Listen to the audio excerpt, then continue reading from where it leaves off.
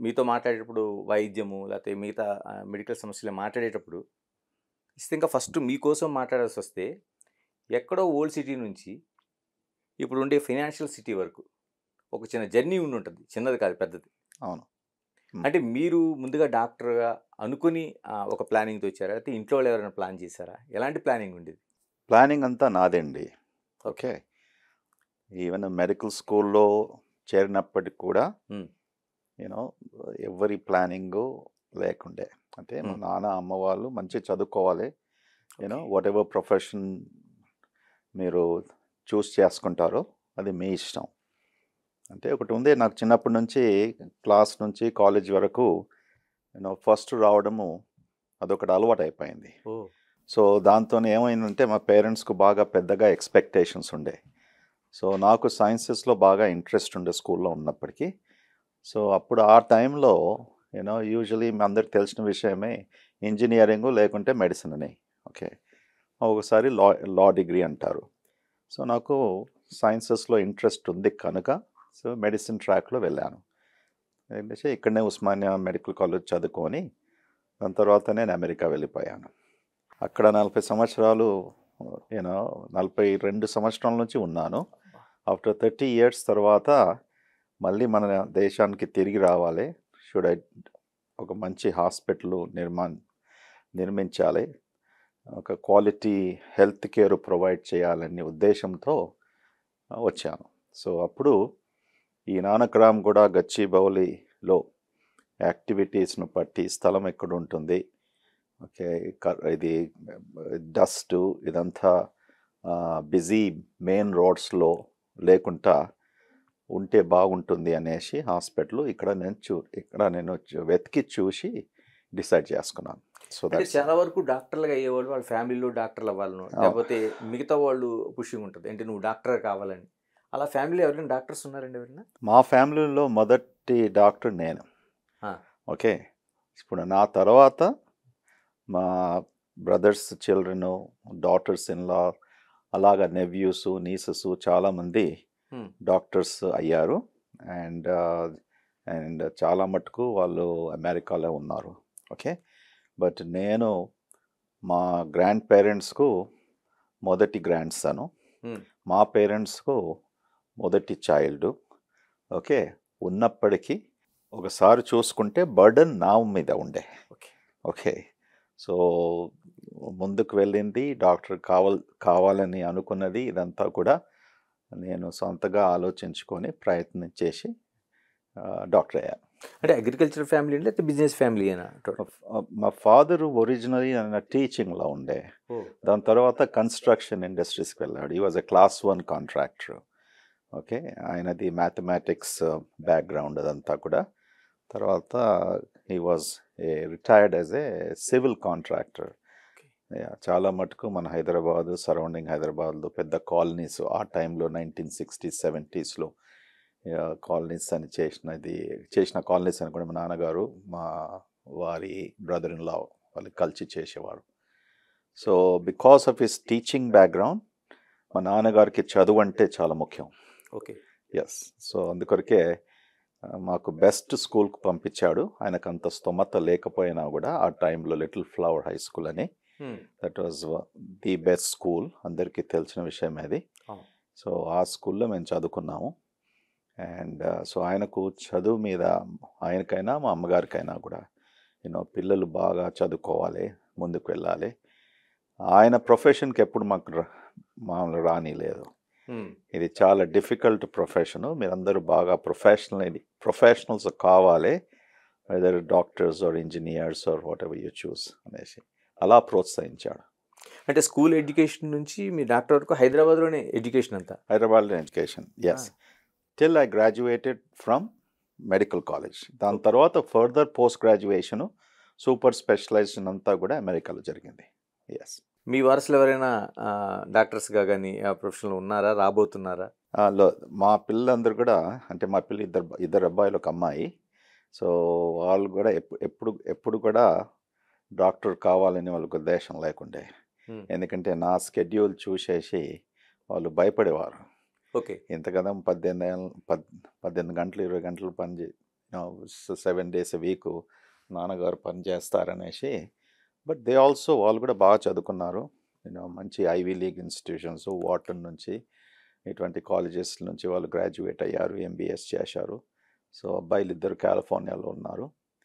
And విచిత్రం ఏంటంటే doctor కాకున్నా కూడా మా పెద్దబ్బాయి is the MD of health care ventures and investments, one of the largest firms. ఆయన సుమారుగా ఒక 6 బోర్డులో కూర్చుంటాడు. It's only 38 years old. Yes. మా రెండో వాడు ఈ వాజ్ ఇంట్రెస్టెడ్ ఇన్ మెడిసిన్, కానీ వాడు కూడా వాటన్ బిజినెస్ స్కూల్కు వెళ్ళాడు. తర్వాత అన్నాడు దీని తర్వాత నేను చేస్తాను మెడిసిన్ అనేసి. వాని మీద బాగా హోప్స్ ఉండే. Both kids are very brilliant kids, కానీ చేయలేదు. సో మా అమ్మాయి కూడా she didn't go towards medicine. Yeah. అంటే డాక్టర్ గారు చాలా వరకు ఏ బిజినెస్ అయినా సరే ముందు లాభం ఉండాలని అనుకుంటారు, కానీ దాంతోపాటు ఒక లక్ష్యం ఉంటుంది. అది మన కాంటినెంటల్ ఎలాంటి లక్ష్యంతో స్టార్ట్ చేశారు? ఇప్పుడు మీరు పైకి వచ్చారు కింద నుంచి, ఓకే, వచ్చినప్పటికీ మా మెయిన్ ఫాయిర్లో Continental's vision and mission statement అనేసి పెద్దగా ఉంది, కరెక్ట్? సో ఆ విజన్ అండ్ మిషన్ స్టేట్మెంట్లో ఒక్కొక్క అక్షరం, ఒక్కొక్క వర్డ్, అది మీరు it is like weighing in gold. అంత ఆలోచించి రాశాను. 2012 అంటే 13లో హాస్పిటల్ ఓపెన్ చేశాం. సో నాకు ఏం లక్ష్యం ముఖ్యంగా అంటే can you make patient centric care, అనగా patient is first, second, third, fourth, fifth, sixth, seventh, eighth, ninth, 10th. Okay, everything should be patient centred, patient focused.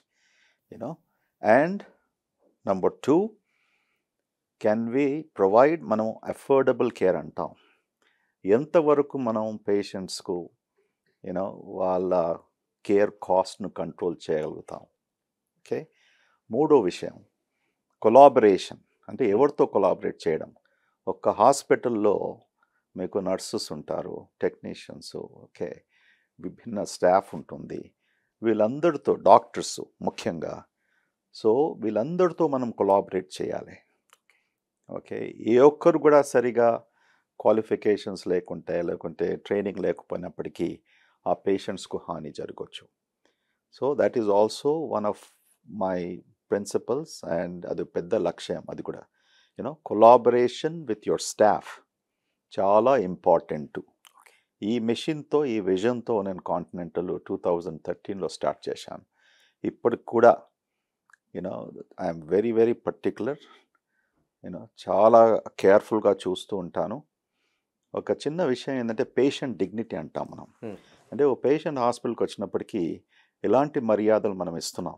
Exactly. Okay, patient registration కొరకు ఎన్ని గంటలు ఉంటున్నాడు, ఓ డాక్టర్ చూడడానికి ఎక్కడ కూర్చుంటున్నాడు, ఆయన ముందు నుంచి ఎంతమంది పోతున్నారు. ఓకే, ఒక హాస్పిటల్లో ప్రొసీజర్ అయినప్పటికీ proper screens, curtains, doors, Windows, ఇవన్నీ కూడా చాలా ముఖ్యం. ఒక పేషెంట్ను డిగ్నిటీగా చూస్తే, మర్యాద ఇచ్చి వాళ్ళకు దిస్ ఈస్ ద ప్రైవసీ చాలా ముఖ్యం.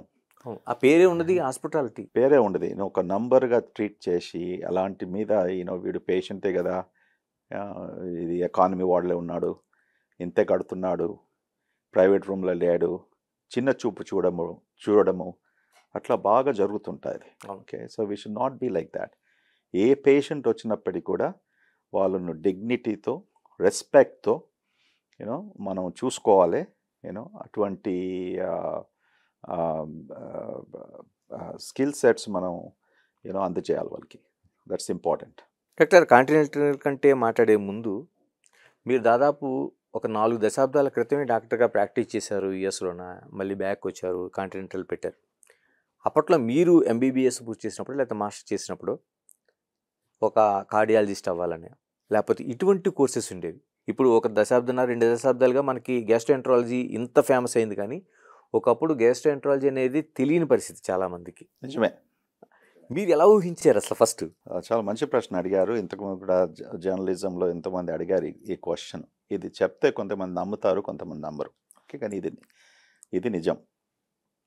మీకు ఇంత క్రితం చెప్పినట్టు నాకు సైన్సెస్లో బాగా ఇష్టం ఉండే అండ్ ఎప్పుడు కూడా I use to top.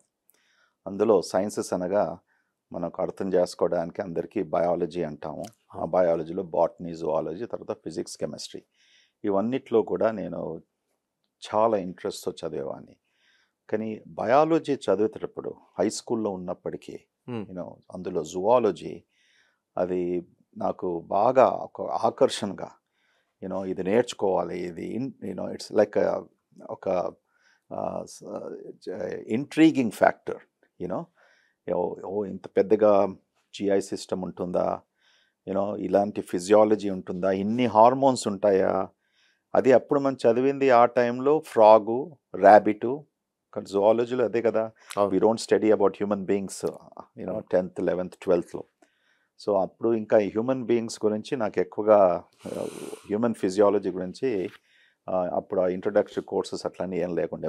Medical స్కూల్లో ఎంటర్ అయిన తర్వాతనే అప్పుడు మనకు తెలిసింది అన్నట్టు. సో నా foundation was from middle school 8th class నుంచి మొదలైంది the interest in this thing. So ఒకసారి మెడికల్ స్కూల్లో చేరుకున్న తర్వాత చాలా మటుకు డెసిషన్ మేకింగ్ ఎప్పుడవుతుందంటే 4th ఇయర్నో 5th ఇయర్నో, ఇప్పుడు ఫైనల్ ఇయర్కి వచ్చే వరకు. అప్పుడు ఎందుకంటే మీకు అన్ని రొటేషన్స్ అవుతాయి కదా, సర్జరీలో, ఈఎన్టీలో, అవన్నీ స్పెషాలిటీస్లో. కానీ నాకు ఫస్ట్ ఇయర్లోనే వెన్ ఐ జాయిన్డ్ నేను గ్యాస్ట్రోఎంట్రాలజిస్ట్ కావాలనేసి నిర్ణయించుకున్నాను. ఓకే, మా నాన్నగారు నన్ను సర్జన్ కావాలని ఆయనకు చాలా కోరిక ఉండే. సో నేను కొన్ని రోజులు బాగా, కొన్ని నెలలు బాగా ఆలోచించాను. నిజంగా నాన్నగారి ఎక్స్పెక్టేషన్స్ ఎలా నెరవేర్చుకోవాలి, ఏం చేయాలి, ఎలా చెప్పాలి. సో అప్పుడు ఏముందంటే ఆ టైంలో అప్పుడప్పుడే గ్యాస్ట్రోఎంట్రాలజీ ఒక ఎండాస్కోపీ సర్జరీగా మారుతూ వచ్చిన స్పెషాలిటీ. ఓకే, సో దినం వెళ్ళేసి నాన్నగారితో కూర్చొని మాట్లాడాను. మేము ఎండాస్కోపీ ద్వారా సర్జరీ చేస్తాం నాన్న, సో నాకు మెడిసిన్లో బాగా ఇష్టం ఉంది కనుక ఓకే నీ కోరిక నెరవేర్స్తాను, నా కోరిక నెరవేర్చుకుంటాను. Okay, and truly that's a story. I was so happy. అంటే ఇప్పుడు లాస్ట్ 2 decadesలో ఎండోస్కోపిక్ సర్జరీ బాగా పెరిగింది. ఓకే, ఎన్నో కొత్త కొత్త టెక్నిక్స్ వచ్చాయి, అవన్నీ వచ్చాయి. 1970sలో అప్పుడప్పుడు ఇది పుట్టిన స్పెషాలిటీ ఎండోస్కోపిక్ సర్జరీలో, అంటే మన భారతదేశంలో. బయట అమెరికా వంటి దేశాల్లో 1950s, 60s నుంచి కూడా గ్యాస్ట్రోఎంట్రాలజీ, ఎండోస్కోపిక్ ప్రొసీజర్స్ జరిగేవి. మన దగ్గర బాగా ఎక్కువ అయిందంటే 1990sలో బేసికలీ ఇండియాలో. సో మై ఇంట్రెస్ట్ వాజ్ నా స్కూల్ నుంచి, మళ్ళీ జూనియర్ కాలేజు, దాని తర్వాత మెడికల్ కాలేజ్లో. For more videos like this, subscribe Big TV channel.